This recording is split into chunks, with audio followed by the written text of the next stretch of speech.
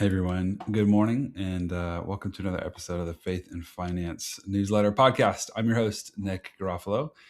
Thank you for joining me today. Glad that you're here. So we've been in this series now for a few weeks, talking about contentment and desire, and it's all kind of kicked off for me with I was reading through a great book.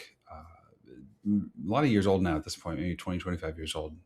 I guess not that many in the grand scheme. Shows you how much really old stuff I read. But uh, toward the end of the book, there's a simple quote just about Christians and contentment and desire. And it said, for the Christian suffering with discontent in any area of their life, the solution is never to compress desire. It's always to expand desire until it's so great that it can only find its fulfillment in God. So that kind of just kicked off in my mind this whole series we've been in. So in case you were curious, that was the kind of catalytic moment for me. But I want to tell you a different story today. Today's newsletter is called Fear with Better Branding. This story took place a couple years ago. I was sitting with a client couple, and they were walking into the sale of their family business. And the income from the sale was significant enough that it was actually going to cause some tax problems. Big tax problems, like six-figure tax problems. And their CPA solutions were really pretty straightforward. I mean, ideally in that situation, you just want to defer the income through a variety of retirement funding vehicles and delay the tax bills into future years to kind of, smooth the curve and reduce the net overall tax burden. And that's a solid idea. And it's one that many, many professionals, myself included, would have gladly seconded as a really prudent choice to reduce your lifetime taxes. However, when this couple looked at the numbers, to my surprise and the surprise of the CPA and the other folks on the call, they said no. Instead, they just wanted to pay the taxes now. I'll spare you all the details, but we were talking, like I said, this is about like six-figure tax implications over multiple years. This is not a small decision. So why on earth would they do this? Well, according to them, they said they had kingdom initiatives that they wanted to fund while they still could. And they didn't want that flexibility locked up for years, waiting for a better tax optimal moment that might never come anyway.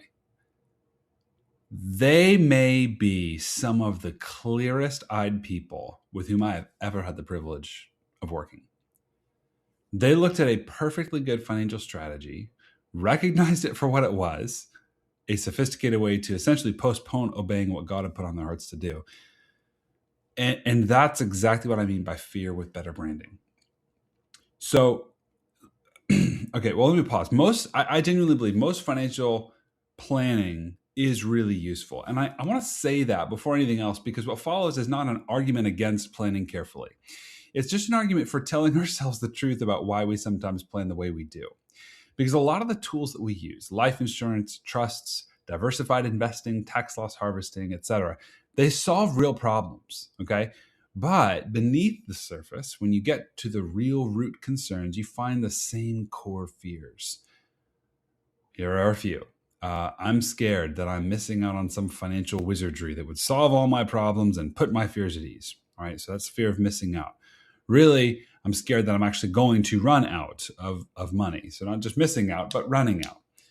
I'm scared that the market will drop and take everything with it. Or if I go to cash, that I'll miss the market recovery. I'm scared that if I take a risk or take a step toward obeying God now with my money, that God won't actually come through for me. And I guess so, but beneath that, I'm scared that I might not even be hearing God clearly to know what obeying even requires of me. And to be clear, nobody says it this way, right? We talk about being good stewards because we truly want to be. Oftentimes we are, but sometimes we're just scared. And what if the financial plan is actually just a distraction? Financial services is where I think this gets the most ornate.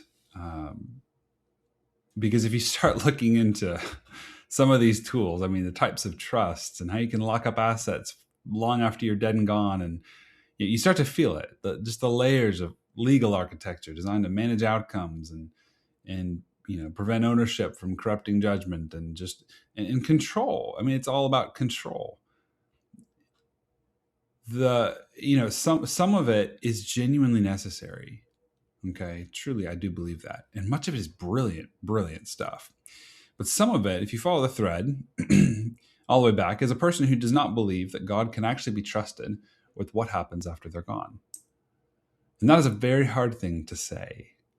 And I'm not saying it to be unkind. I'm saying it because the financial planning industry, full of many good and well-intentioned professionals, can build a plan for you that requires almost no faith at all.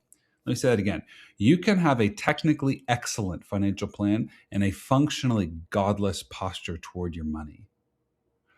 Think quickly with me about Joseph in the Genesis story. 7 years of plenty, 7 years of famine. He stored up grain in the good years. He planned, he built the systems, and when the famine came, the grain was not a head against God, never intended to be. It was the means that God used to feed nations. Joseph wasn't agnosticizing, let's made up that word, his future. He was not mitigating his future need for God's provision. Quite the contrary, his preparations were the very means by which God's provisions were channeled through a nation to a hungry world. That, my friends, is the line. Preparation is seldom the problem. Okay, all of those great financial planning tools, seldom the problem. Okay, preparation disguised as self-protection, leveraged to reduce our dependence on God, that's the problem. And that's the problem that Jesus illustrated in the parable of the rich fool. See Luke 12. The clients who paid more in taxes earlier than advised were not, by my account, they were not being reckless. They had plenty. Their retirement wasn't at risk. Their family wasn't going to suffer. They just looked at the strategy that would have deferred flexibility for a long time and decided that that was not in alignment with obedience. That was not in alignment with the kingdom work that God had put before them. And they felt that to choose that path, financially conservative, would have actually been disobedient. So they chose obedience over optimization, over maximization, and over fear with better branding. If I ever face that choice, I hope that I have the courage to do the same. What about you? Is there an area of your financial life that you've sensed clear direction from God, but you've held off? Why? And what's one step that you might be able to take today toward obedience and away from fear? Thank you for joining me. I will see you next week.